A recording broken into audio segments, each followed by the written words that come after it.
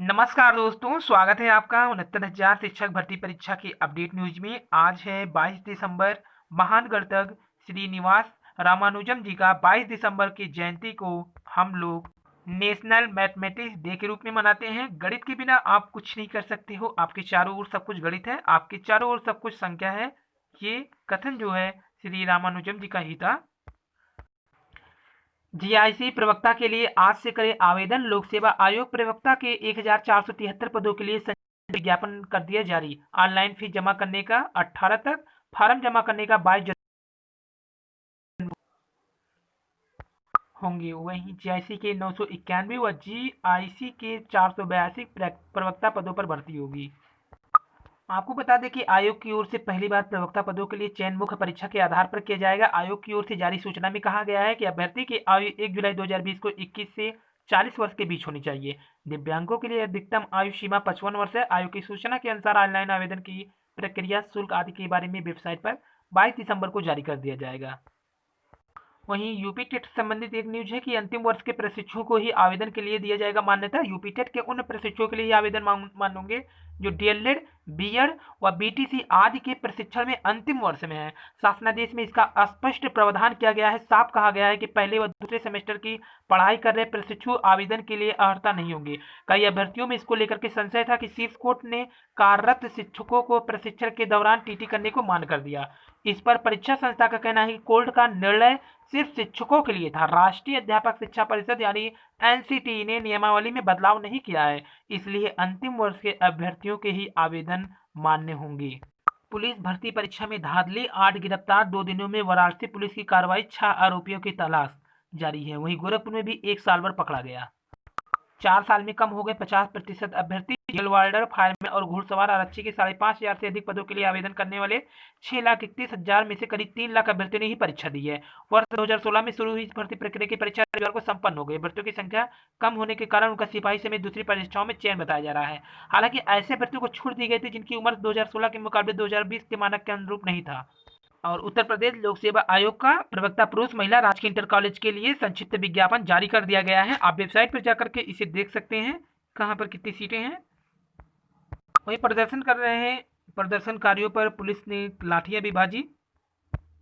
और 23 फर्जी शिक्षकों को हुए वेतन भुगतान का हिसाब तैयार। बर्खास्त हुए 23 शिक्षकों से वसूलेंगे 6 करोड़ 6 लाख रुपए। ये पूरे सबसे ज्यादा जो रिकवरी होगी राकेश सिंह से होगा 72 लाख रुपए। बात करते हैं बीएसए ने भेजा नोटिस तो शिक्षिका ने दे दिया इस्तीफा। इस्तीफा नामंजूर हो गया है। 10 दिन में उपस्थित नहीं हो तो केस होगा दर्ज। नवंबर माह से निलंबित चल रही है मंजूलता। संत कबीर नगर आधार पर आई एक सहायक अध्यापिका को बीएसए ने नवंबर माह में निलंबित किया। इसके साथ ही नोटिस जारी करते हुए प्रमाण पत्रों के साथ तलब किया था। सहायक अध्यापिका ने बीएसए को अपना इस्तीफा भेज दिया। बीएसए के सामने जब शिक्षिका का इस्तीफा है तो उन्होंने उसे नामंजूर कर दिया। बीएसए ने इस शिक्षिका को 10 दिन की मोहलत देते हुए समस्त प्रमाण पत्रों के साथ उपस्थित होने का निर्देश दिया। उसके बाद भी अगर शिक्षिका उपस्थित नहीं होती तो केस दर्ज करने का बात भी बीएसए कह रहे हैं। डीएलएड के 4.5 लाख से अधिक प्रशिक्षुओं का परिणाम 10 जनवरी तक जारी होगा। तो प्रवक्ता के 1473 पदों के लिए आवेदन आज से शुरू हो जाएगा। ऑनलाइन आवेदन प्रारंभ होने की तिथि 22 दिसंबर है। ऑनलाइन माध्यम से परीक्षा शुल्क जमा करने की 18 जनवरी है, जबकि सबमिट करने की जो तिथि है वो 22 जनवरी है। वहीं बलराम डिस्ट्रिक्ट में भी अभ्यर्थियों ने अपने डॉक्यूमेंट का वेरिफिकेशन करा लिया है। यहाँ पर देखिए हाई स्कूल प्राप्त है, इंटर प्राप्त है। जो डॉक्यूमेंट यहाँ पर वेरिफिकेशन होते हैं वहीं पर लगा दी जाती है। देखिए और ये है भारी भीड़। हजारों शिक्षक भर्ती प्रक्रिया से वंचित। सैकड़ों अभ्यर्थियों ने निषादगंज स्थित एससीईआरटी कार्यालय के पास प्रदर्शन किया। वहीं नियुक्ति पत्र के लिए भी प्रदर्शन हो रहा है, लगा है जाम। शिक्षकों की भर्ती में दिया गया नियमानुसार आरक्षण, ये भी बोले मंत्री जी। तो 69,000 शिक्षक भर्ती से वंचित रहने वाले अभ्यर्थी ने सोमवार को निषादगंज में स्थित राज्य शैक्षणिक अनुसंधान प्रशिक्षण परिषद एससीईआरटी कार्यालय के पास प्रदर्शन करके रोड जाम कर दिया।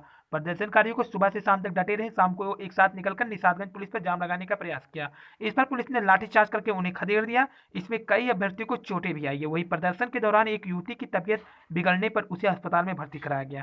शाम में उसे अस्पताल से छुट्टी दे दी गई है। प्रदर्शनकारियों में जम्मू कश्मीर में बीएड की डिग्री प्राप्त करने वाले और ज्यादा प्राप्तांक भरने वाले व्यक्ति शामिल हैं।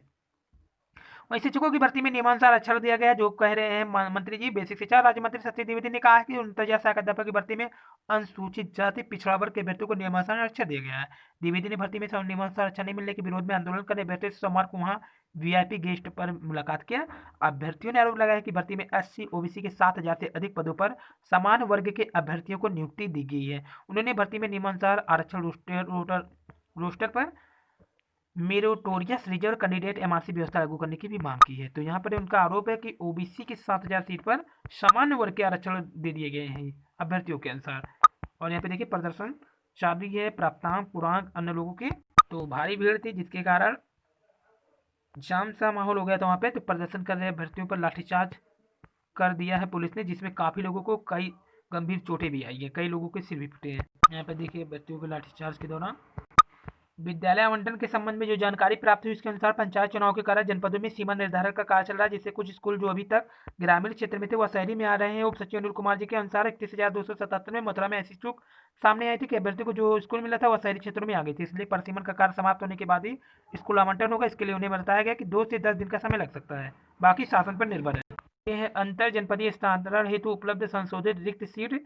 मेरठ में बता दें, यहाँ पर देखिए प्राथमिक विद्यालय है, यहाँ पे उच्च प्राथमिक विद्यालय दिया गया है। स्थानांतरण हेतु उपलब्ध रिक्त सीट और यहाँ पर ये जूनियर या प्राइमरी का है। तो ये आप देख सकते हैं पूरी लिस्ट ऐसे। प्रयागराज का देख लीजिए और ये पूरी लिस्ट यहाँ पर देखिए। आजमगढ़, सहारनपुर मंडल दिया गया है, फिर जनपद का नाम दिया गया है। तो ये पूरी लिस्ट जारी किया गया है।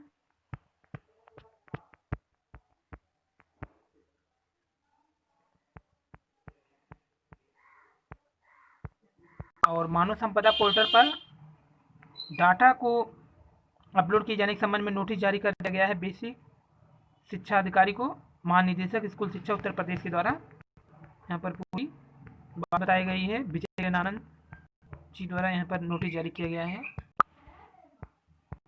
और यहाँ पर देखिए बदाऊं में नवनियुक्त शिक्षकों से मुलाकात करते हुए वही मंत्री जी का कहना है किसी को खुश करने के लिए भर्ती प्रक्रिया नहीं बदल सकते हैं। तो विद्यालय आवंटन के लिए अभी कोई दिशा निर्देश शासन की ओर से नहीं आया है। डायट से क्रम संख्या के अनुसार शेड्यूल जारी होने पर आप लोगों को जानकारी दी जाएगी। और योजनाओं से रूबरू होंगे 136 नए शिक्षकों को प्रशिक्षण देंगे। डायट प्रवक्ता 26 दिसंबर 2020 के बीच आयोजित होगा कार्यक्रम। तो यहाँ पर पूरा कार्यक्रम का जानकारी शेयर करेंगे डायट प्रवक्ता नवनियुक्त शिक्षकों से।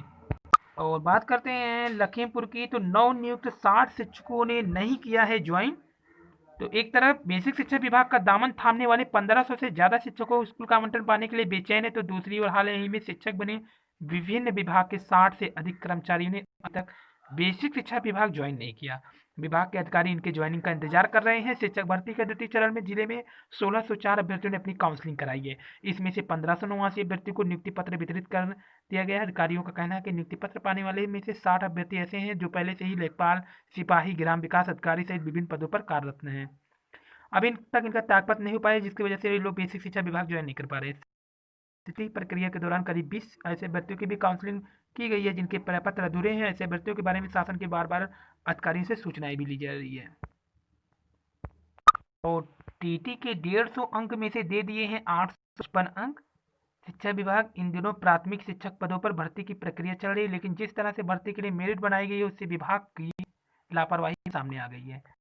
यहाँ पे हुआ क्या, विभाग की ओर से चंपावत जिले की ओर जो मेरिट बनाई गई उसमें 3 अभ्यर्थियों को टीटी में 150 में से 150 अंक दिखाए गए, जबकि एक अभ्यर्थी को 150 में से 855 अंक दर्शाए गए। प्रदेश में किसी भी अभ्यर्थी को 150 अंक नहीं मिले, लेकिन भर्ती जो मेरिट बनाई गई उसमें अभ्यर्थी को 150 अंक दर्शाए गए हैं, तो कुछ अभ्यर्थी 855 अंक दर्शाए गए हैं। टीटी मेरिट संगठन ने कहा भर्ती को जानबूझकर उछालने का प्रयास किया जा रहा है।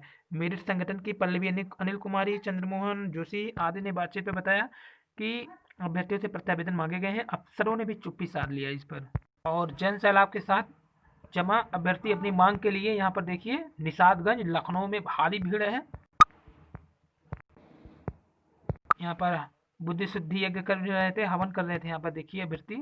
और उसी दौरान लाठीचार्ज से एक महिला अभ्यर्थी की तबीयत बिगड़ गई थी, एक लोगों का सिर फूट गया था।